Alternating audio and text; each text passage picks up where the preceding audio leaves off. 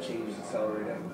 The melting of the polar ice caps is exceeding predictions that even came from a year or two ago. Within 30 years, 25% of all species will be extinct. Our civilization, as we've constructed it, is completely unsustainable.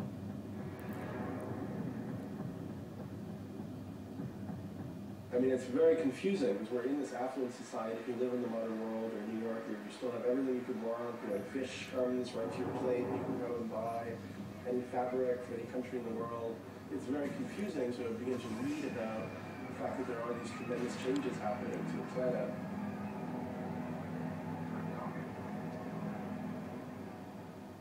What I began to come to in my research was this concept of time being really central to the whole crisis that we're in. And it's actually pretty interesting. You think about the metaphors we use when we talk about time. We talk about wasting time, spending time, having enough time, running out of time. Time is money. So we're constantly thinking about time as something spatial that's kind of ahead of us, that we can somehow reach out and grasp. And every time we try to grasp it, it's not there anymore.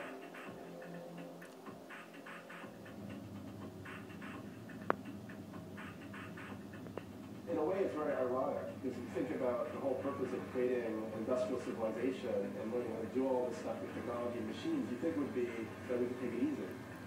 But it's almost like some strange trick that's been perpetrated upon us.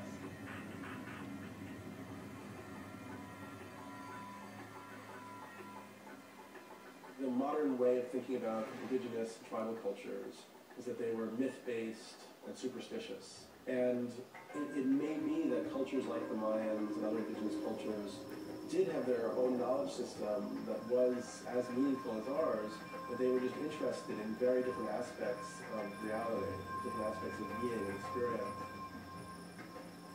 I started as a secular materialist person coming out of a whole Freudian, Newtonian, Cartesian paradigm. I began to accept that there was this whole dimension of the psyche that my world had negated and neglected to explore and to think about.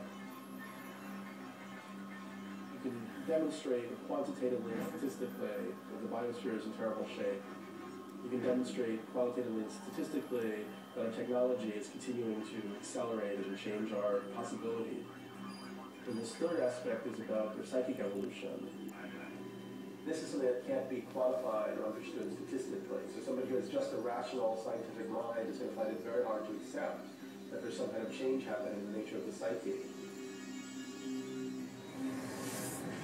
In my own life and in the lives of many people that I'm connected with, there seems to be an incredible upsurge of synchronicities. So if you begin to have an intention about something, you can get a quicker level of manifestation. It's almost as if the boundary between the psychic and the physical is becoming thinner. It's becoming more permeable. It's becoming subtler. The thesis that I ended up developing in my book, and I'm continuing to develop in my writing, is that we're on the cusp of a breakthrough into a new form or new level of human consciousness.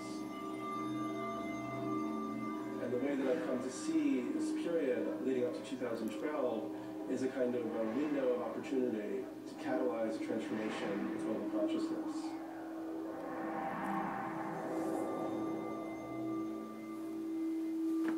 We have a lot of fundamentalists in the US who are actually thinking about the rapture and Armageddon, but they're sort of seeing it in this very literalist and negativistic way. The apocalypse does actually literally mean revealing or uncovering. So rather than being destructive, it's a time when everything hidden becomes revealed and available.